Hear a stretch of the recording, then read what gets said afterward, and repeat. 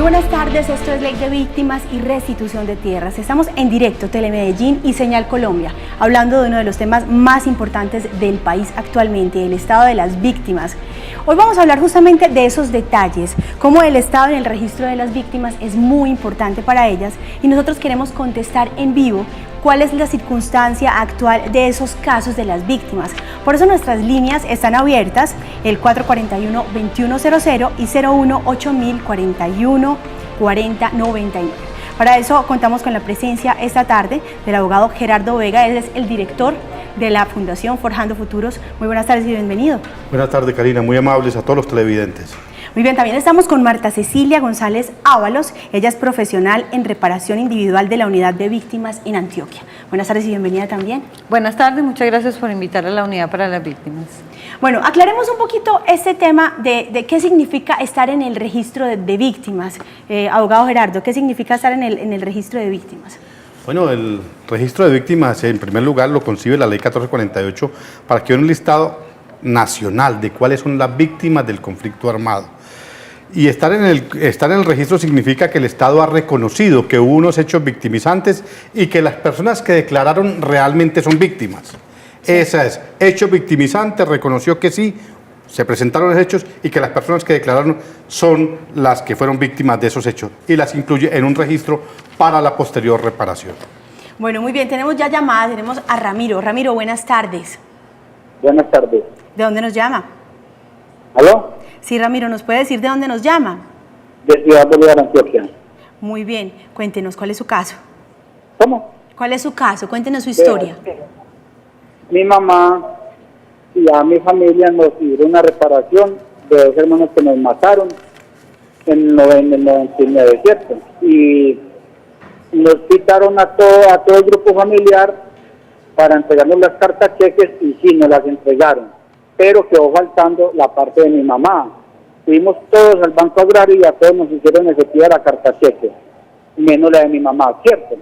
Entonces, nosotros tuvimos que volver a Medellín porque mi mamá tiene 81 años y hay que pagarle taxis presos porque ella no es capaz no es capaz de andar con ella.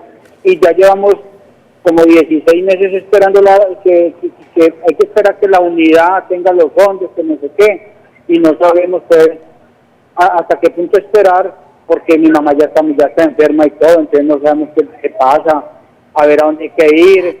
Fuimos a personería y que no, que ya la unidad, si la unidad les dijo eso, ya tienen que esperar, y nos mandan un mensaje que hay que esperar llamada de la unidad, pero sabiendo que no fue culpa de nosotros.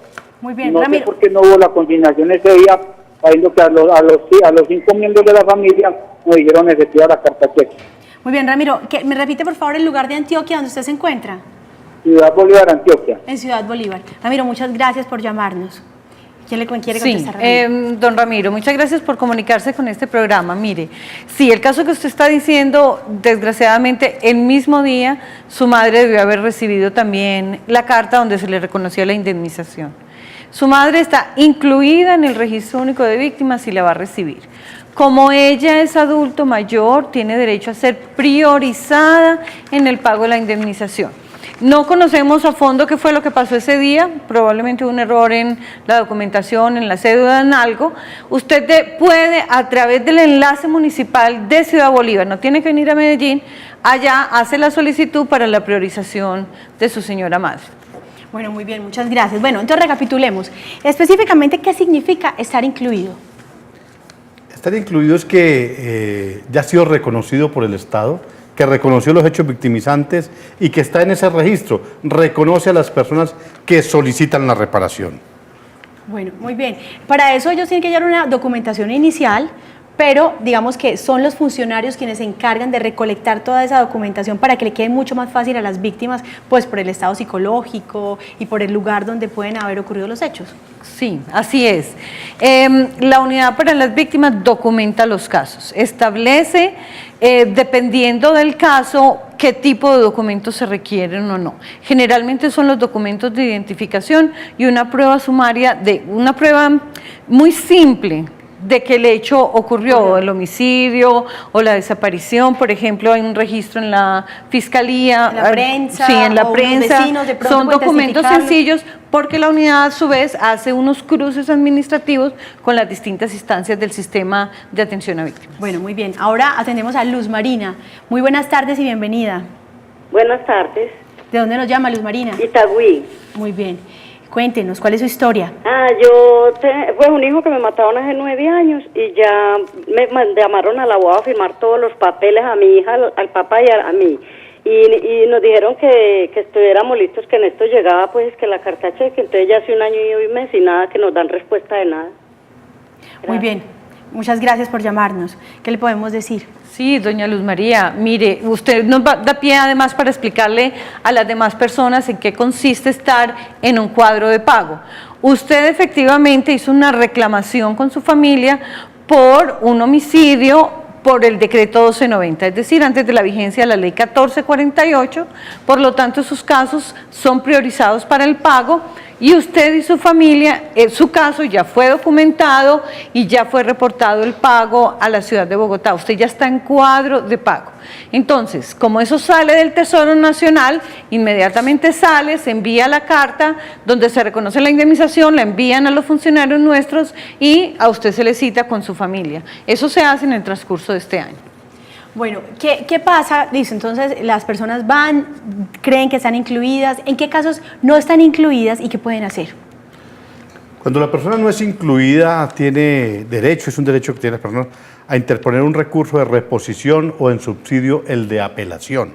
¿Qué quiere decir esto?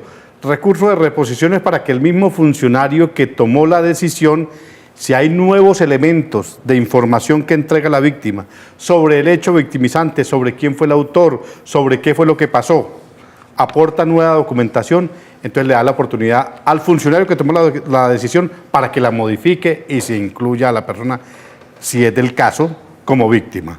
Ese es el recurso de reposición. Y en subsidio al de apelación es el superior jerárquico de ese funcionario también puede tomar la decisión. Si el primero se ratifica, el segundo pasa al segundo, al superior jerárquico, para que revise la decisión del primero. Entonces las personas pueden interponer el recurso. Es un escrito muy sencillo que lo pueden hacer en cualquier personería, la propia unidad, nosotros en la fundación, muchas personas pueden asesorar de manera gratuita siempre, interponer ese recurso.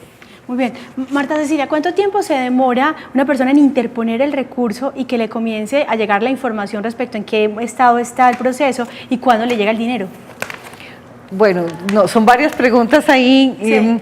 El recurso se cumple en la vía gubernativa, o sea, igual que cualquier otro recurso de reposición, el funcionario tiene 10 días para responder, 10 días hábiles, la segunda instancia tiene 20 días hábiles para contestar, pero en cuánto tiempo le llega el dinero, ya eso no es algo que uno pueda decirle, lo importante es que está incluido en el registro único de víctimas y la unidad tiene unos criterios de priorización, a quienes se les paga primero que a las otras personas. ¿Y a qué obedecen esos criterios antes de atender a Elena, que la tenemos ahí? Por ejemplo, a adultos mayores, Ok. a personas que tienen enfermedades terminales, Ajá. por ejemplo, como el caso que vimos ahora, casos de 1290, que son casos anteriores Sí. a la ley 1448, personas con discapacidad, personas de la población LGTBI y así.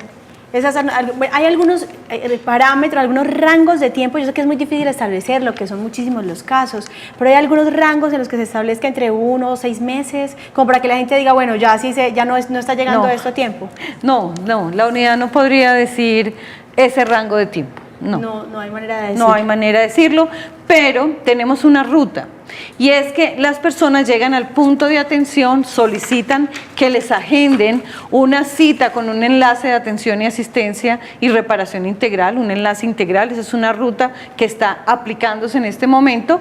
Ese enlace le llena el plan de atención, asistencia y reparación integral y depende del estado en que esté en la ruta, porque a veces puede estar en asistencia o ya puede estar en reparación. O sea, cada caso es distinto y ahí es donde se establece cuándo o en qué momento se le va a pagar la indemnización. Bueno, muy bien, recordamos nuestras líneas que siguen abiertas a nivel nacional, por eso estamos también en Señal Colombia, para que desde cualquier parte de Colombia nos llamen. Es 441-2100 en Medellín y en cualquier parte del país, 018-041-4099. Bueno, infortunadamente en este conflicto las personas puede que tengan varias víctimas a la hora de hacer reclamaciones. Entonces vamos a responderle a Jacqueline, que la tenemos en la línea y son nuestra prioridad, y ahorita contestamos esa pregunta, ¿les parece? Bueno, Jacqueline, buenas tardes y bienvenida. Aló, buenas tardes. Sí, Jacqueline. Buenas tardes. Estamos escuchando. Sí.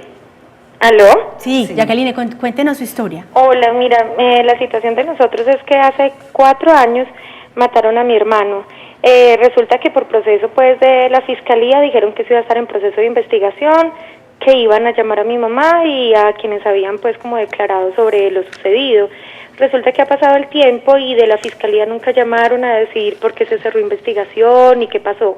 Preguntando en la personería de acá de nuestro municipio, dicen que para uno poder hacer esa reclamación por pago de víctimas debemos de saber cómo y por qué se cerró el caso, pero ¿qué debemos de hacer? No hay respuestas de la fiscalía, nunca se supo pues como qué fue lo que pasó, por qué se cerró investigación y qué debemos de hacer para nosotros poder hacer ese reclamo. Si dicen en la personería que debo de saber si fue por grupo armado o por personas al margen de la ley, ¿qué se hace ahí para poder hacer esa reclamación?